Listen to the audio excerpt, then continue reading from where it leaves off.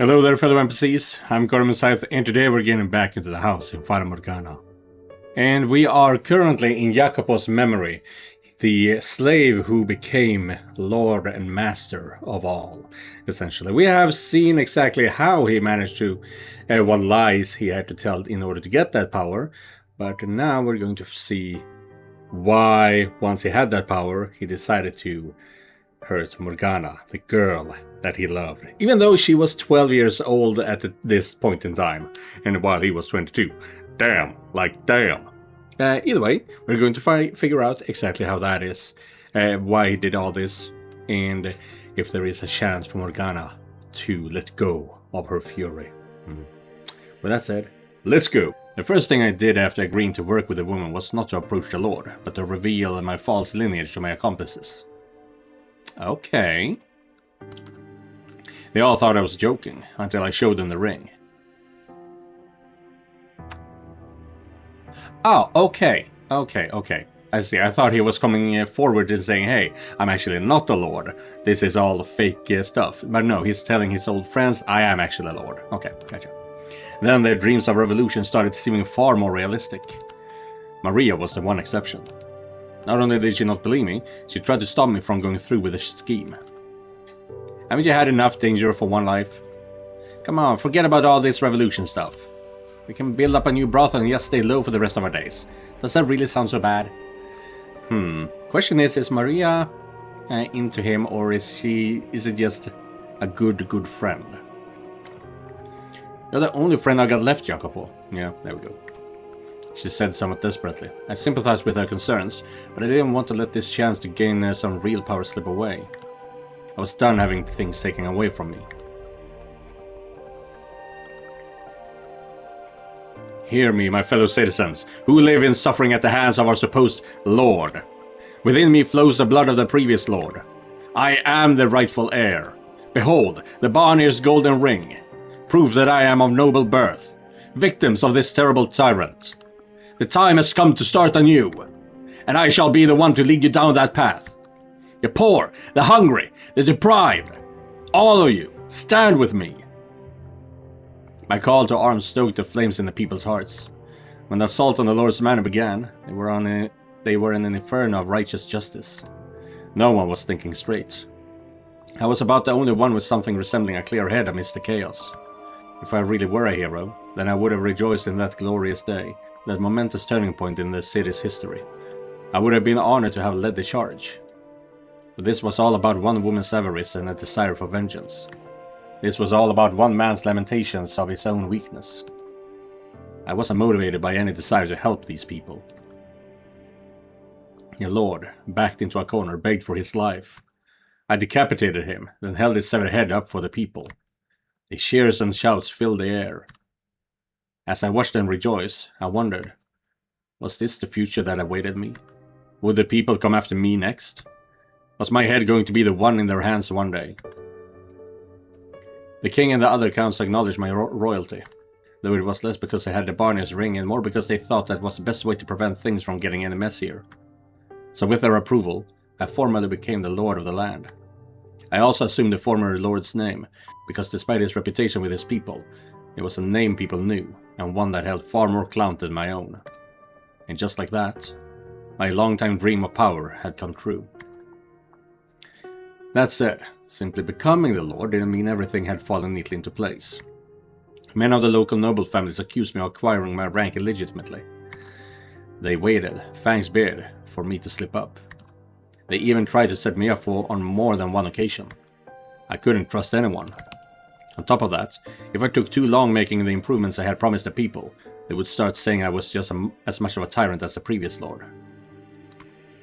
There was only so much I could do at once, especially with my hands so full fending off the vulturous nobles. Exhaustion soon began to set in.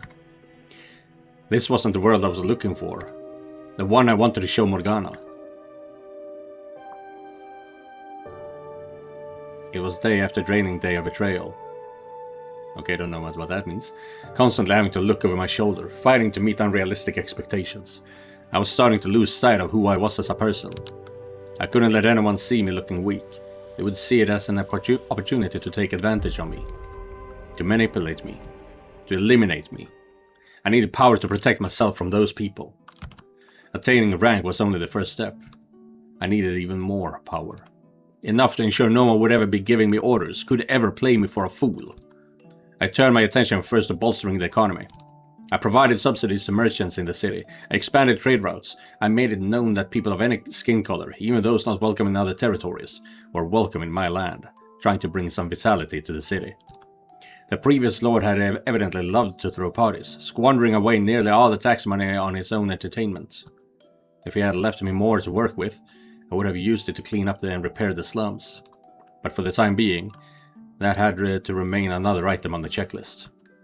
I needed more money flowing through the city as a whole before I could make any headway on fixing the poorer areas. Helping the people who needed it most quickly became a secondary objective. I had a pretty good idea what my former accomplices still in the slums were saying about me. "He used us!" I could practically hear them whispering. No, he used us. Okay. Some of them even started publicly slandering me in an attempt to undermine my authority, claiming I wasn't suited to be in a position of power because I had spent most of my life in the slums. It wasn't long before they had convinced the people I was just another tyrant. I had hoped that they, if no one else, would have sympathized with my position, realized that I had every intention of helping them, and that I simply didn't have the resources for it yet. But no one saw what I was doing. No one believed me, even when I tried to explain. In one case, I invited an old companion to my manor to discuss matters, but the meeting only turned into an attempt on my life. Having absolutely no one I could trust, no one I could call an ally, hit me a lot harder than I expected. It twisted my worldview beyond recognition. I had no need for sympathy. I couldn't show care for anyone, otherwise someone would inevitably use it against me, old friends and strangers alike. In fact, those who knew me best, those who were aware of where I had come from and what I had been before, were the ones who fought the hardest to tear me down. Rules needed to be created. Punishments established. I couldn't allow anyone to take this power from me. Anyone who so much as suggested I had come from the slums. Anyone who dared disrespect me had to be eliminated. All threats exterminated before they could reach me. Somewhere along the line, I had lost sight of my original dream. Lost all my desire to do right by the people I cared about. Hell, I didn't have anyone to do right by anymore. Why did I need to climb to the top of the ladder? So no one could kill me. Why did I want money? So no one could mock me. Why did I want power? So no one could oppose me. 4 years passed, and I found myself in a very, very distant place. Miracle blood. Sounds like a sham to me. You never know. They say the sound of her first cry brought rain to the land where she was born, saving the whole village from drought. And they say her blood has the power to cure any disease. One day, a curious rumor came to my attention. The kind of whispering I wouldn't usually put much stock into. It was said that there was a witch living in the cottage by the lake. Few had ever seen her face. They claimed she had the same voice as a girl who had supposedly performed miracles several years earlier in a faraway village. The people loved their stories of heroes and miracles, and if I could show some support for the churches, then maybe people would stop complaining I was focusing too much on the economy. So I devised a plan to capture the witch and make use of her miracle blood. I would establish a new church, have it run by a nun the city had been fawning over for some time. They called her the Saintess. There, I would take the witch's blood and call it a miracle medicine, distributing it in exchange for tithes, which the people would certainly come for in droves. And if blood somehow did happen to have special powers, then that would make the scheme that much more effective. I'll worry about the veracity of the rumor later. Right now, all I want is for you to capture her and bring her to me. I was too busy to handle capturing the witch myself, so I went and found someone to handle it for me. It was a former slave who had, several years back, massacred an entire carriage of slaves and the slave traders transporting them. Obviously not an upstanding citizen, but there was little doubt he would have any trouble apprehending a single witch. The biggest reason I chose him, though, was because he was enamored with a nun. I honestly thought it was rather hilarious, a murderer falling in love with a nun. I had been expecting the man to object, but he agreed almost without hesitation. There was a mansion on the outskirts of the city, which a previous lord had built for himself and had gone unused since his death. It was there I decided to keep the witch, and it was there I decided to establish the church. The nun would have ample space there to provide temporary shelter to the sick and needy. I thought, with what little remained of my conscience, that I was doing the right thing. If one witch, probably an old woman at that, was all it cost to accomplish such good, then a worthless sacrifice it was. Oh, right. No. He never saw who... No, he knows that Morgana is in the tower. I was thinking for a second that maybe he didn't know who the witch was. That he never showed his face to her. In an ideal world, it wouldn't matter young or old. A human being was an unacceptable price for anything. But this was far from an ideal world. So I decided that taking what little remained of this woman's life was the best, no, the only acceptable course of action. She would probably despise me for it, but I would gladly accept her hatred in exchange for the benefits of her blood would bring the city. It's our responsibility to offer a helping hand to the sick and poor, to pray for the abandoned souls.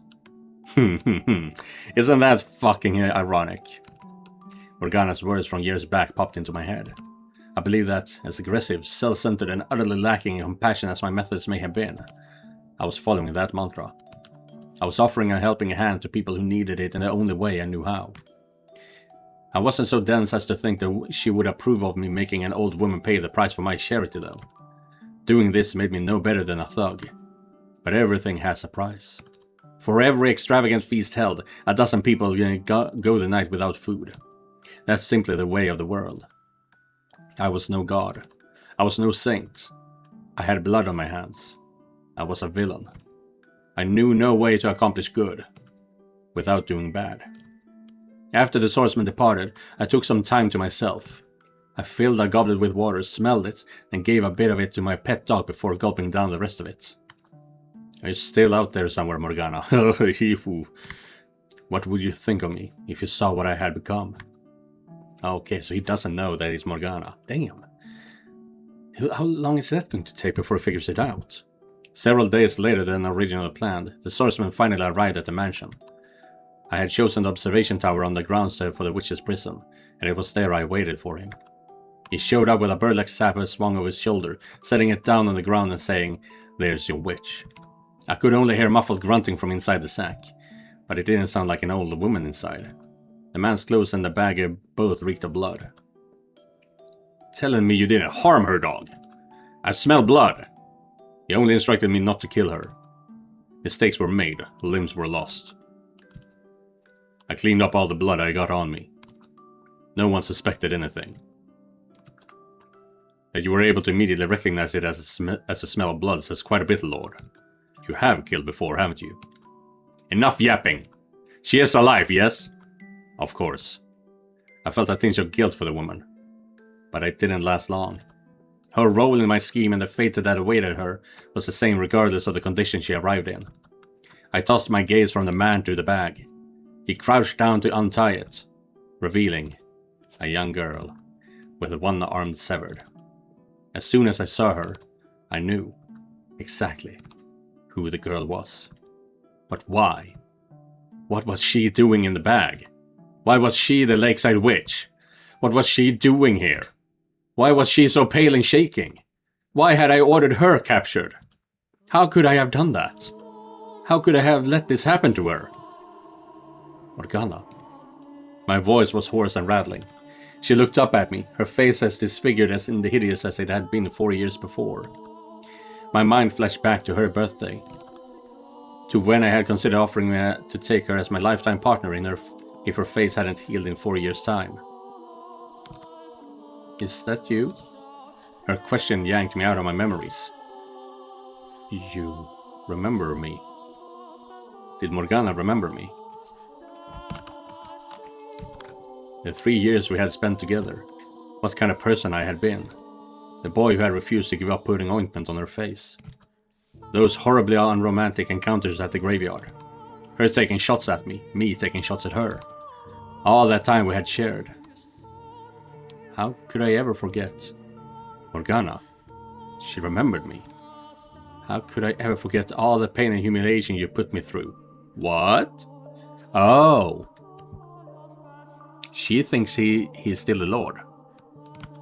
How could I ever forget the blood sabbath you so you so love to hold. What? What was she talking about? Haven't had enough, have you? Leaving scars on every inch of my body wasn't enough for you? You haven't had your fill of my blood? No, that wasn't me. I was the one who tried to heal those wounds. You're the man who bound me, cut me up, called me a witch, and then tried to kill me. I haven't forgotten you even for a moment. No, Morgana. I was the man who rescued you from him. I don't care how much my father preaches forgiveness. That's the one thing you'll never get from me. I despise you with all my soul. I revile you with every fiber of my being. For every scar you gave me, I give you a lifetime of hatred. Ooh. No, Morgana!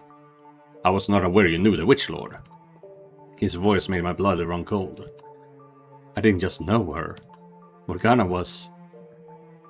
this man, the Lord. He destroyed me, mind and body. No, that was another man. He was already dead. I had just taken his place. I had come from the slums. I had been part of the slaves' revolt.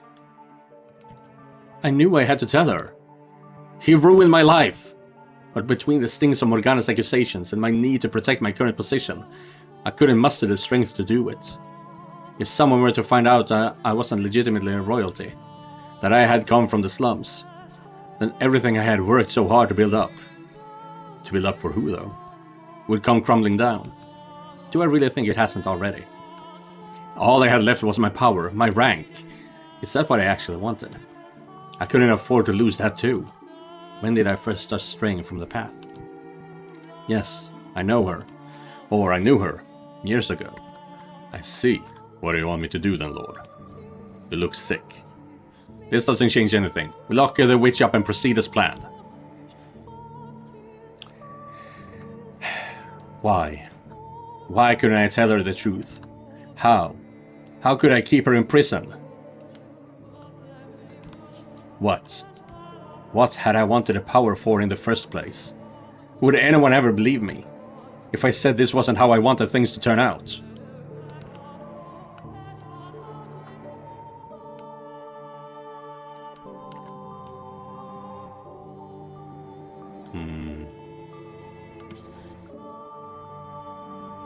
Would anyone ever believe me? Before me floats a man, twisted and writhing in pain, although whether what I am looking at could be said to resemble a human is a difficult question. It's a hazy, indistinct shape, on the precipice of being consumed by darkness everlasting.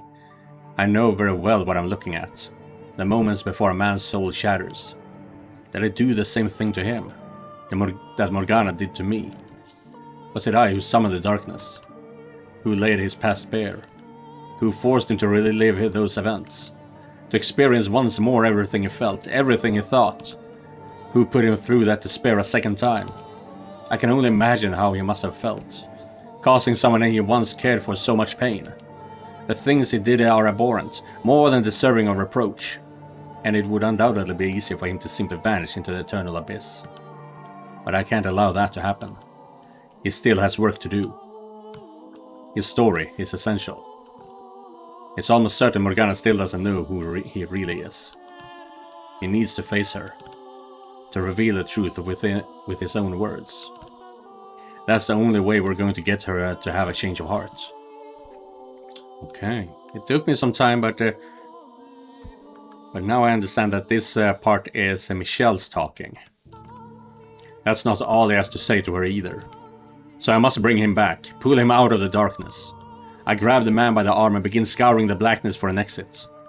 After some time, I see a speck of glistening high above, so I make my way upwards, back into the harsh light of the real world. The real world, huh? Is it though? Is it the real world though? Ooh, back in the mansion.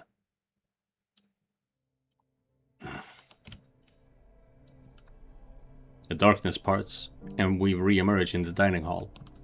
The man is still straddling me, dagger held above his head, just as he had been before our trek into his past. His eyes are open wide, and his hand is trembling. A few moments later, his fingers go slack, and the blade slips from his grasp, piercing the wood floor by my face. Hey, what was that? I swear I saw some kind of black cloud or something. What happened to you two? Neither of you saw any of that. Saw what? If you didn't see anything, then don't worry about it. The necklace. That must have been the key to unlocking his memories. Like when I touched the mirror in the mansion. I have no idea why certain objects show me different memories. But I got what I needed, I think. I'm fairly certain the white-haired girl is Morgana now. The things Jacopo did to her and felt for her behind the third door have much in common with him and Morgana in this life. Why? Why did you dig that up? How the hell did you do that? Why did you show my former self? Why did you make me watch that? Why didn't you tell her? Had you only opened your mouth and told Morgana the truth? Told her you weren't the previous lord? Told her who you really were? Things could have turned out differently. Turned out differently how? Knowing would have only worsened her pain. Yes, you're exactly right. The man who once saved her life is now the source of all her misery. How would knowing that do anything but cause her more despair? The least you could have done then was let her go free. I had already put money into setting up the church here. Her arm had been cut off. There was no turning back. You can't go back from that. You could have, yes. You could have stopped then and there. Don't act like you know anything. You couldn't possibly comprehend the weight on my shoulders, you dirty peasant. You're right, I can't. And I'll be damned if I want to. To hell with understanding the feelings of a man who could so easily lose sight of what mattered most for a little power. Money, power. That's not what you really wanted to hold dear. So why couldn't you let go of that? Why did you have to go and let what mattered most slip through your fingers?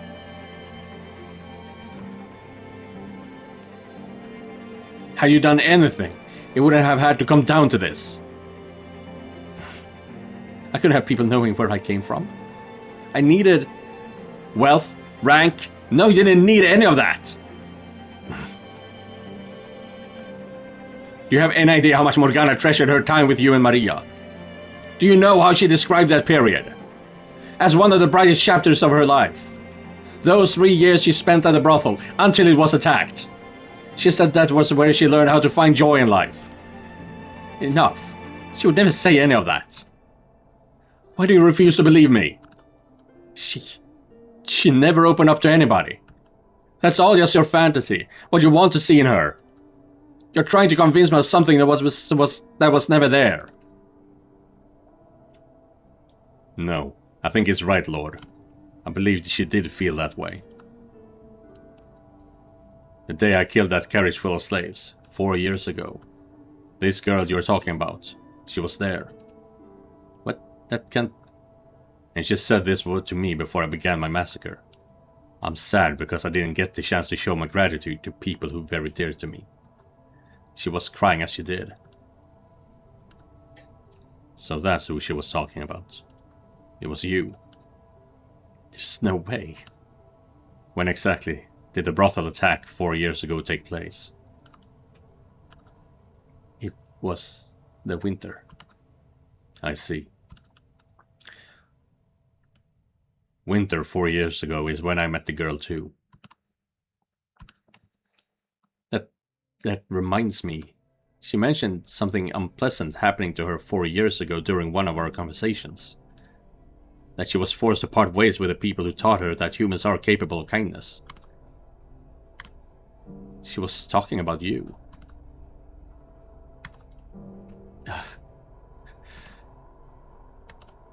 There is still time. You can still set Morgana free. You can still reveal your true self to her. She was likely in shock that day, not seeing or thinking straight. She still thinks you're someone else.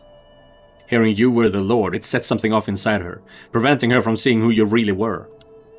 Her time in the previous Lord's captivity left scars even deeper than she knew. So all it took was that one word.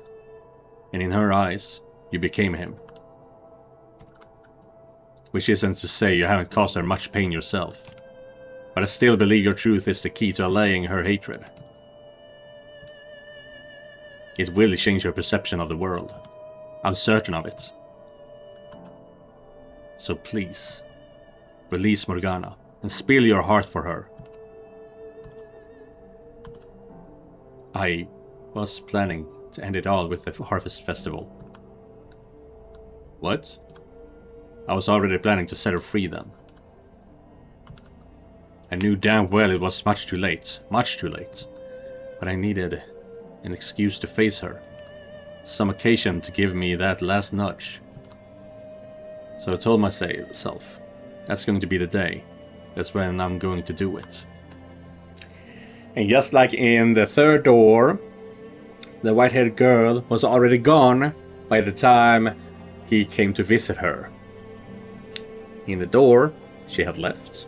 And in here, in reality, in the real events, she had died the day before. Shit. But you had to show up out of nowhere, digging up my past. Throwing all my plans out the window. You still think I'm the reason your carefully laid plans fell apart? I'll let her go during the Harvest Festival. Tomorrow she goes free. Tomorrow is too late. What difference does it make? When the bell tolls noon on the day of the Harvest Festival, Morgana dies. I've had more than enough of your so-called prophecies. I'm done. Why do you still refuse to believe me? I'm not making anything up. I'm from the future. I know how this ends. Having an occasion and a plan can certainly make it easier to take action. But you can't just wait for the right occasion for everything. Sometimes, if you don't act on something as soon as you've decided to do it, you'll miss your chance. In your next life, you make the same mistakes. You'll lock someone up that you care about, eventually causing her to break down entirely. And you're so fixated on waiting for that right occasion, you completely destroy any chance of salvaging anything. If you're set on releasing her, then release her. Jacopo! Stop being so damn fixated on your occasions already. Enough. Damn you.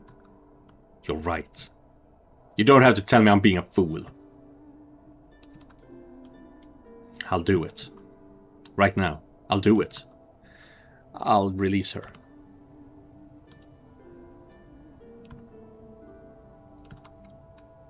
Thank you for making up your mind.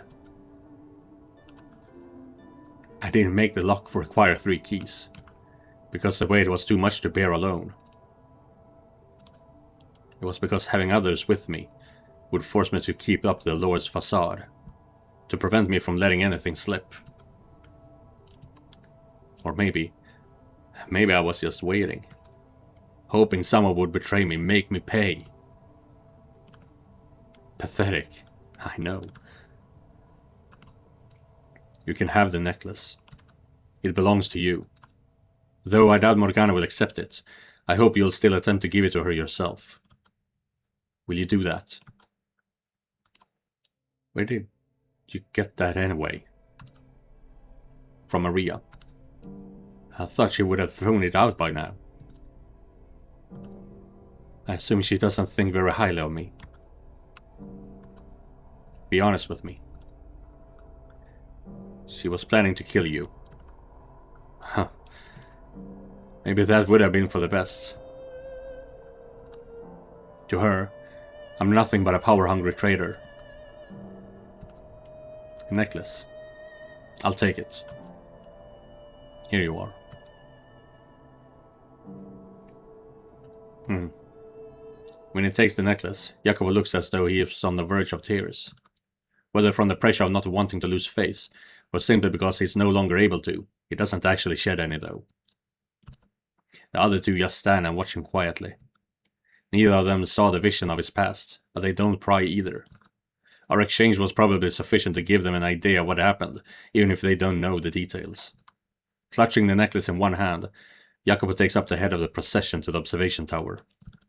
And while it lasts but for a brief moment, I see an image of a young man he used to be in his slightly slouched shoulders.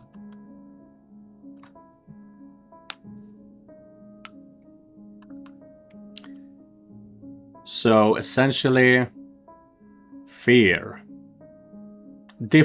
Multiple different kinds of fear made him do this. They each insert and turn their individual keys. The lock disengaging and the door giving a deep groan as it swings open.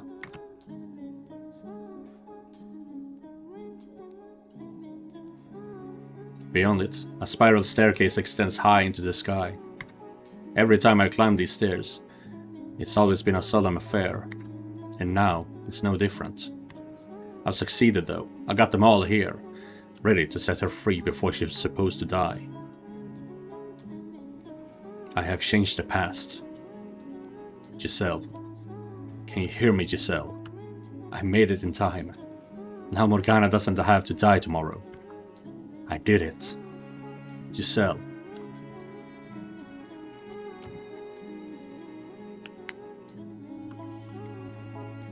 With me. Come on. You guys hear talking behind the door? Is there someone else in there with her? There couldn't be. It's only Morgana.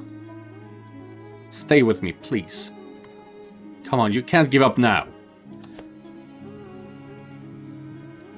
If there is any chance that this is Giselle. How? Oh, be quiet. Oh. As if you have any idea what I'm going through. Of course I do, No. Standing before the door at the top of the stairs, a chill runs down my spine. Before I have time to consider what might have caused it, my body moves on its own. I shove my way past the other men and push open the door.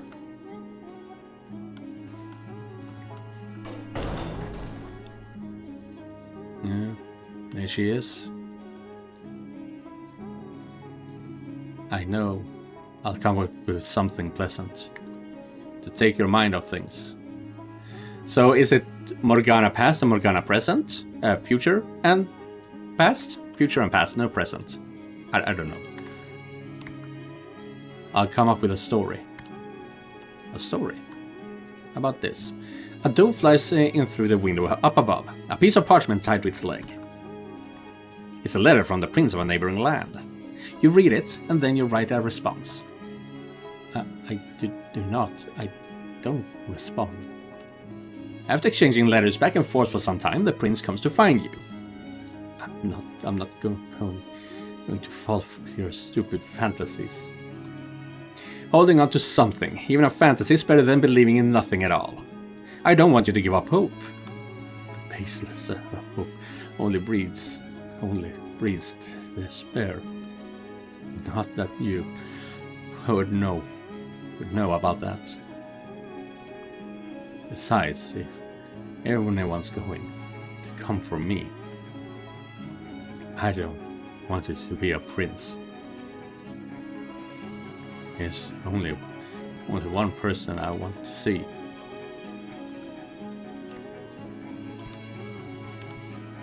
We're all stunned to silence the scene unfolding beyond the door.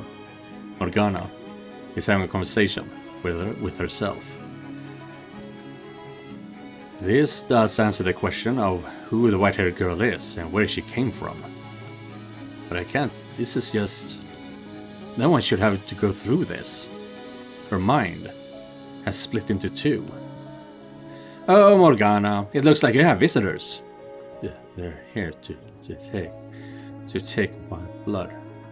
And they've got no use for me anymore. And they are here to kill me. Oh, don't be so negative. Look, there's someone new. Kill me.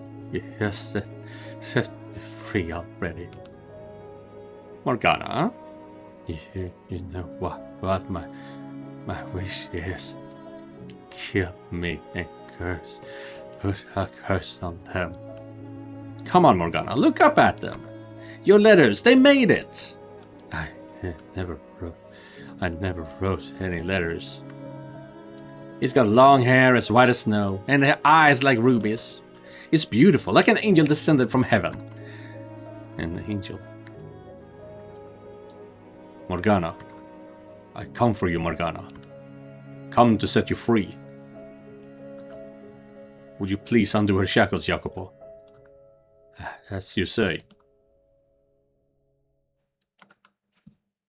Yeah? Oh.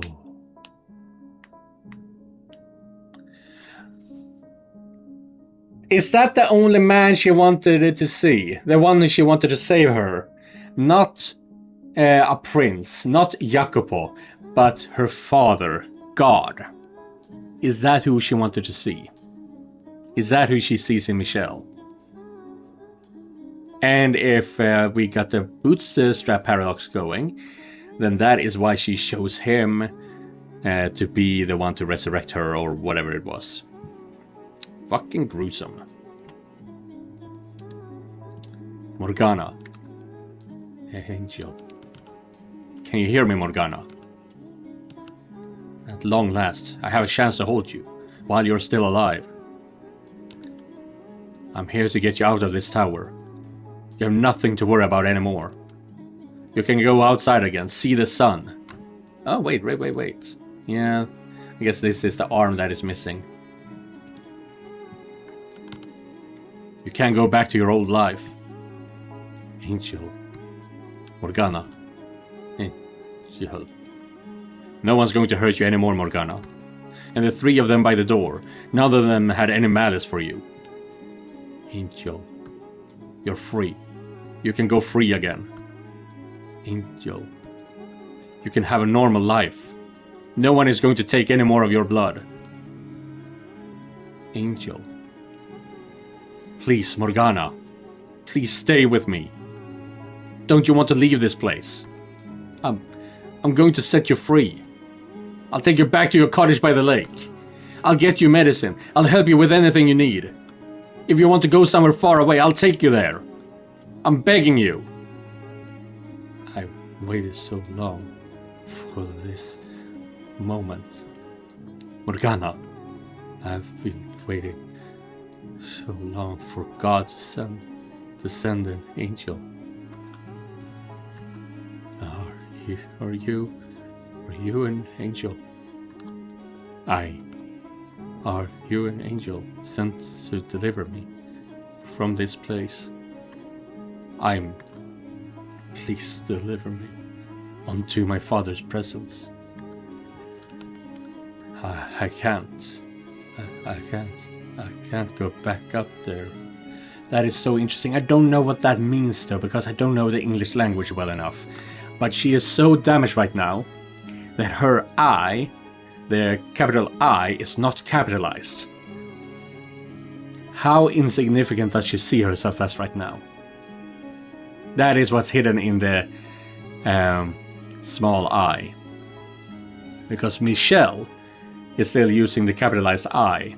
So this is very much an intended writing. Morgana sees herself as less than anything. I can't live in the mortal realm any longer. I don't want to. There's only one place I wish to go. A holy servant of the Lord. You are an angel, aren't you? Morgana, please deliver me from this place.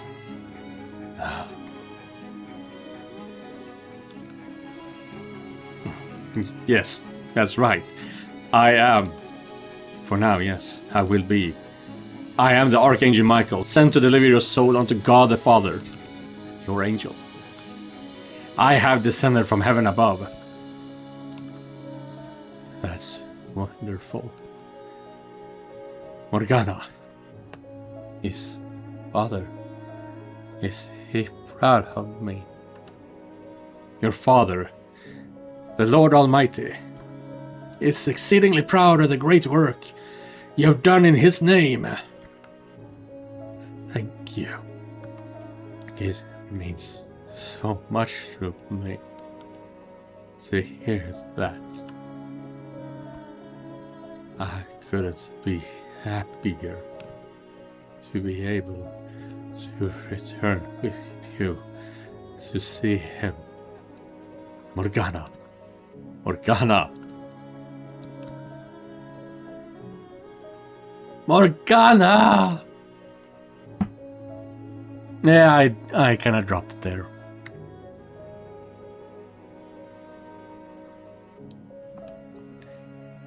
Her body goes limp in my arms as the last of her life slips away.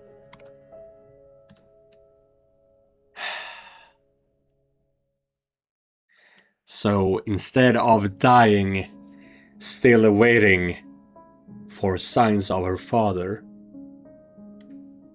or rather, when she died originally, she thought she was abandoned by everything and everyone. She had become a heretic, essentially, on her deathbed, which is what caused her to lash out like she did.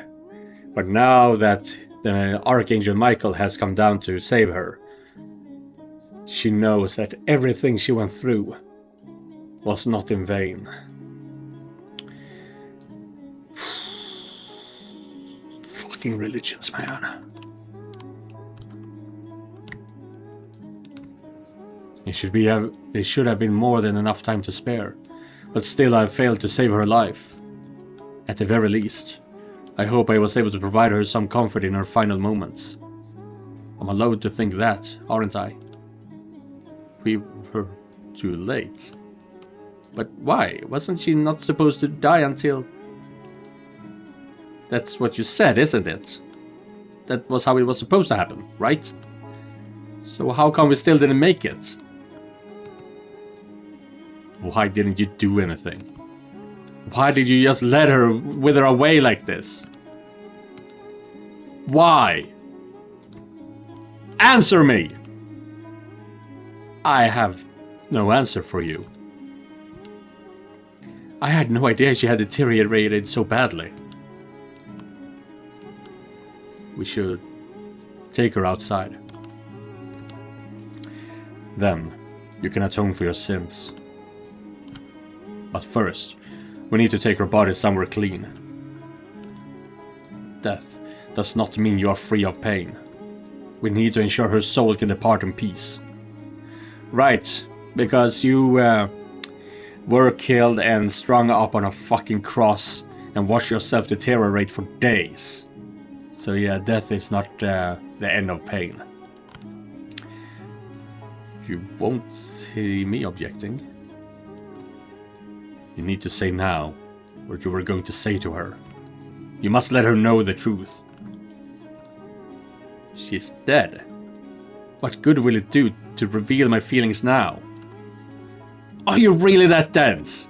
Of course it will do good. Her physical body may be dead, but her soul is still here, watching everything. Listening to every word you say. I don't believe in souls.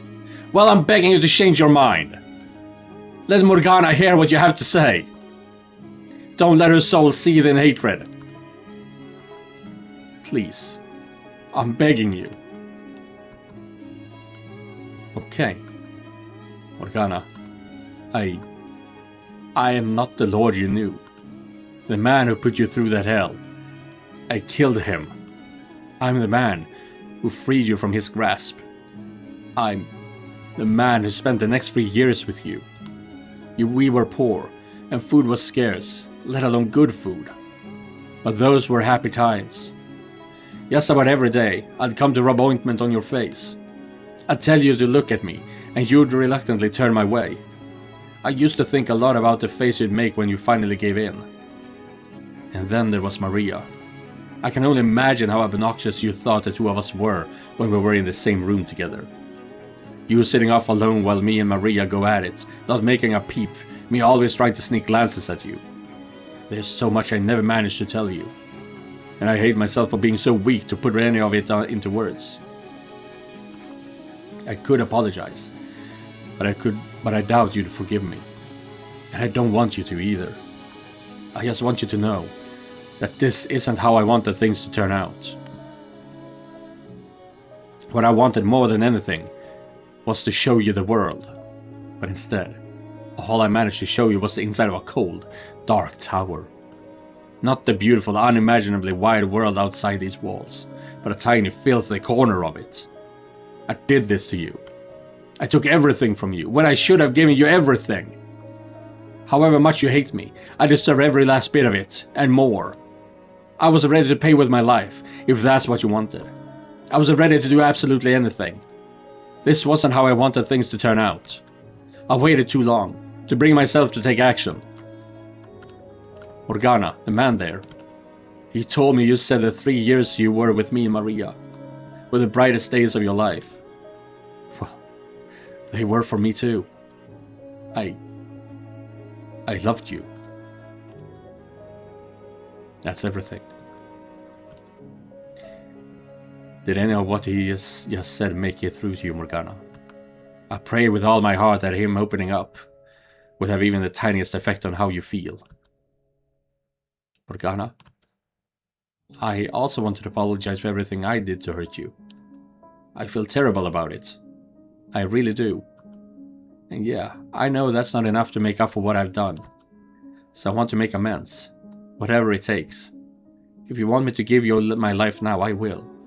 Or if you want me to spend the rest of my days paying for my sins, I can do that too. I am an irredeemable monster and a killer. I take pleasure in hurting people. You're right to be afraid of me. I am. I'm genuinely sorry for what I did to you, though. I never wanted to see you dead. Sorry.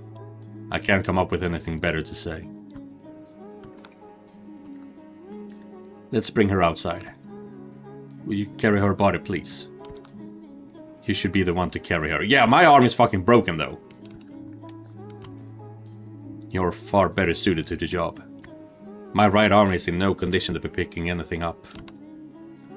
I'll help you lift her then. You said it was my words you needed to hear most, but ultimately, it was you who saved her. And me, who made that necessary. She wanted to be delivered to God by the hands of an angel, so the angel should carry her. I can't. It wouldn't be right. Please, will you do it for her? Very well.